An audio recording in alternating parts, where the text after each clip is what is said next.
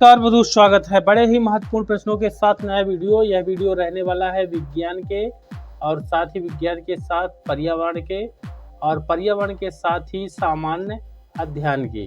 ये तीन पोर्शन का आपको इस वीडियो में मिल जाएंगे क्वेश्चन, क्योंकि क्वेश्चन बहुत ही ज़्यादा इम्पोर्टेंट है। अगर आप चैनल पर पहली बार आए हैं तो जल्दी चैनल को सब्सक्राइब कर लीजिए बिल्कुल फ्री में, और साथ ही वीडियो को लाइक और इसको शेयर कर दीजिएगा। आपको बता दें, आपकी आगामी प्रतियोगी परीक्षाओं में विकल्प वाले क्वेश्चन पूछे जाते हैं, आपको पता ही है अगर आपने दिया है, और बहुत सारे क्वेश्चन यहाँ से मिल भी जाएंगे। हमारे एक एक क्वेश्चन बड़ी ही मेहनत से तैयार किए गए सेलेक्टेड क्वेश्चन है दोस्तों, और बहुत ज़्यादा इम्पोर्टेंट क्वेश्चन है जिस प्रकार से आपके एग्जाम पे आता है। अगर आप चाहते हैं कि आप इसके पहले के वीडियो देखें तो चैनल में आप जाएं और वहाँ पर एक प्लेलिस्ट बना हुआ है, उस प्लेलिस्ट में जा कर के आप सभी पुराने वीडियो देख सकते हैं। शुरुआत करते हैं, किस जीवधारी के लिए मुक्त ऑक्सीजन यानी प्राणवायु विषैली होती है?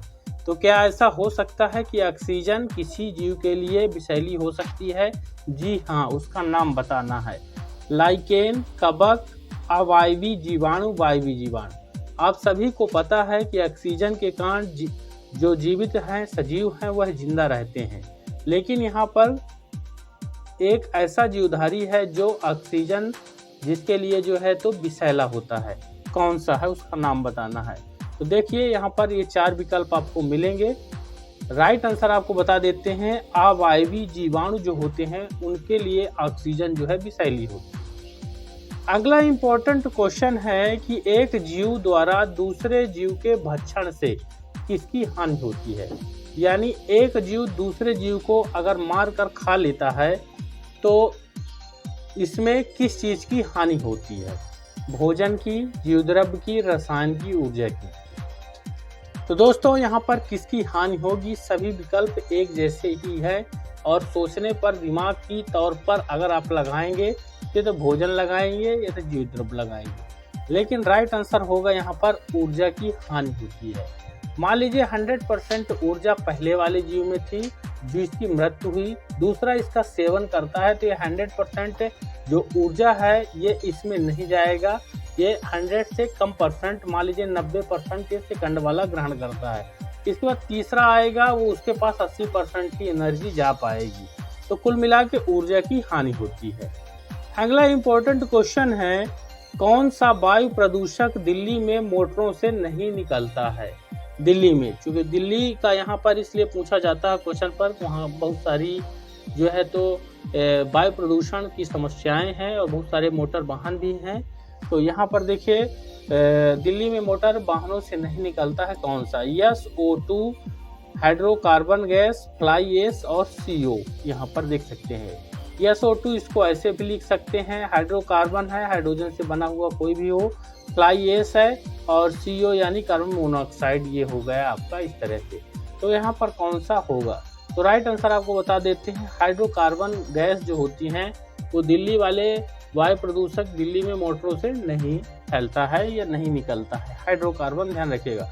बाकी SO2 का प्रदूषण होता है दिल्ली में, फ्लाई एश का होता है, और कार्बन मोनोऑक्साइड का भी होता है।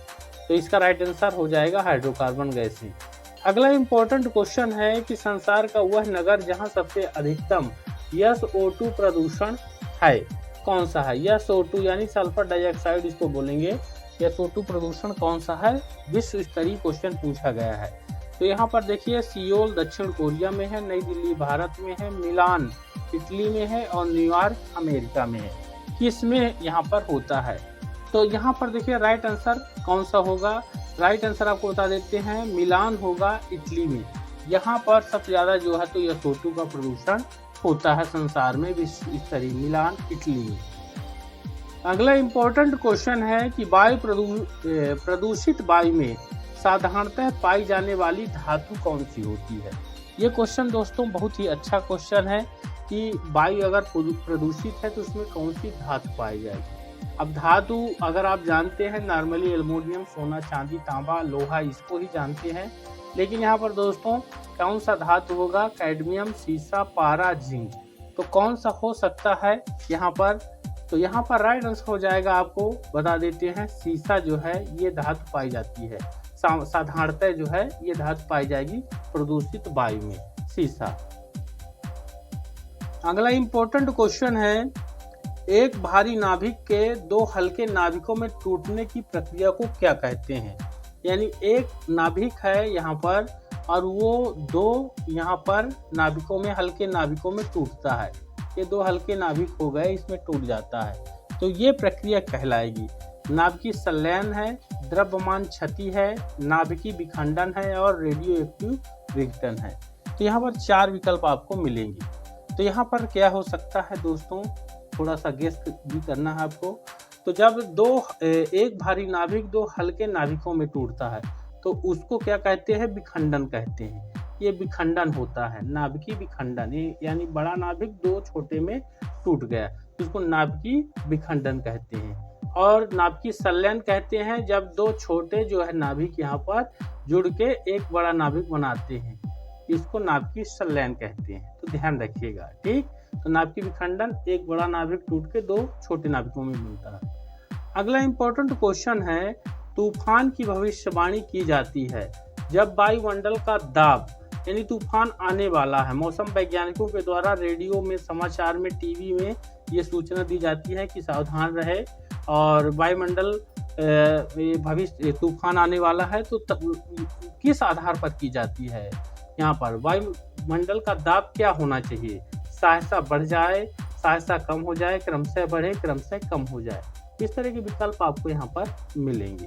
तो यहाँ पर राइट आंसर आपको दिखाते हैं, यहाँ पर सहसा कम हो जाए। वायुमंडल का दाब अगर कम होता है तो समझिए कि तूफान की भविष्यवाणी होगी और बहुत भयंकर तूफान आएगा। जितना दाब कम होगा अचानक, उतना ही खतरनाक तूफान आएगा।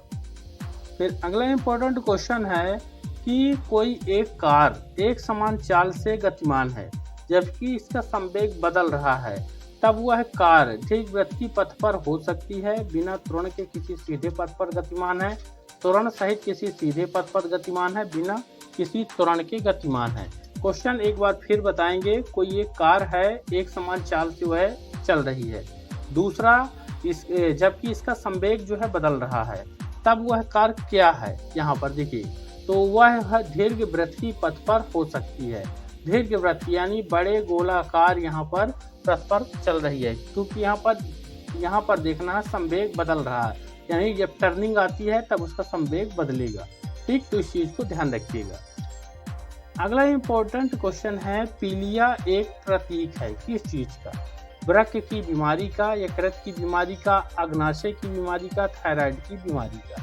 तो देखिए, पीलिया जो है खून की कमी के कारण पीलिया होता है, यानी यहाँ पर रक्ताल्पता या इसको कहेंगे पीलिया जो होता है। तो यहाँ पर शरीर कौन सा अंग प्रभावित होता है, इस तरह से भी क्वेश्चन आ जाता है। तो पीलिया एक प्रतीक होता है यकृत की बीमारी का, यकृत की बीमारी का, यहाँ पर ध्यान रखिएगा। फिर अगला इंपॉर्टेंट क्वेश्चन है कि निम्न में से किसके द्वारा सबसे अधिक ध्वनि प्रदूषण होता है? मोटर गाड़ी के द्वारा, रेलवे इंजन के द्वारा, हवाई जहाज का उड़ान भरना, पॉप म्यूजिक के द्वारा, ठीक। ये 4 विकल्प, इनमें बारीक अंतर रहता है दोस्तों। अगर आप उससे जनरली लगाएंगे तो ये रेलवे इंजन वाले में आवाज़ें आती हैं, म्यूजिक वाले में भी आती हैं, लेकिन इसका राइट आंसर होगा हवाई जहाज जब उड़ान भरता है तब सबसे ज़्यादा ध्वनि प्रदूषण होता है। अगला इंपॉर्टेंट क्वेश्चन है हीमोफीलिया। हीमोफीलिया में हीमोलिसिस होता है, आरबीसी चिपक जाते हैं, WBC कोशिका भक्षी हो जाते हैं, रक्त का थक्का नहीं बनता है। तो ये पता होना चाहिए हीमोफीलिया है क्या। हीमोफीलिया एक बीमारी होती है दोस्तों, इसमें रंग जो है यहाँ पर पहचानने में दिक्कत हो जाती है हीमोफीलिया में। तो यहाँ पर देखिए ये क्या क्या होता है यहाँ पर, तो राइट आंसर आपको बता देते हैं, रक्त का थक्का यहाँ पर नहीं बनता है। ये रक्त का थक्का हीमोफीलिया में नहीं बनता है, ये ध्यान रखिए हीमोफीलिया में। अगला इंपॉर्टेंट क्वेश्चन है यहाँ पर देखिए, शरीर के आंतरिक अंगों का परीक्षण किस उपकरण द्वारा किया जाता है? शरीर के आंतरिक अंगों का परीक्षण अगर करना है तो किस उपकरण द्वारा? एंडोस्कोप के द्वारा, कार्डियोग्राम के द्वारा, स्टेरियोस्कोप के द्वारा, माइक्रोस्कोप के द्वारा। तो आंतरिक अंगों का जो होता है परीक्षण वो किससे किया जाएगा, बाहर तो देख के ही कर सकते हैं। आंतरिक वाले अंगों का तो एक्सरे, लेकिन यहाँ पर है नहीं ऑप्शन में। अब यहाँ पर उसका नाम दिया हुआ है, तो कौन सा करेंगे यहाँ पर, चलिए आपको दिखाते हैं। राइट आंसर हो जाएगा एंडोस्कोप के द्वारा शरीर के आंतरिक अंगों का यहाँ पर परीक्षण किया जाता है एंडोस्कोप के द्वारा। अगला इम्पोर्टेंट क्वेश्चन है कि संपीड़ित प्राकृतिक गैस, इसको सीएनजी बोलते हैं, सीएनजी यानी नेचुरल कंप्रेस्ड नेचुरल गैस, यहाँ पर सीएनजी का पूरा नाम हो गया। इसमें मुख्य रूप से घटक पूछा गया है कौन सा होता है, एथेन, मेथेन, प्रोपेन, एसिटिलीन। तो इसका जो मुख्य घटक होता है वह मेथेन होता है सीएनजी का। अगला इम्पोर्टेंट क्वेश्चन है कि द्रवित सोडियम क्लोराइड यानी NaCl जो होता है विद्युत धारा का प्रवाह कर सकता है, क्योंकि इसमें उपस्थित होता है मुक्त इलेक्ट्रॉन, मुक्त अणु, सोडियम तथा क्लोरीन के परमाणु, मुक्त आयन। तो सोडियम और क्लोरीन का परमाणु तो है, लेकिन ये उत्तर होगा नहीं।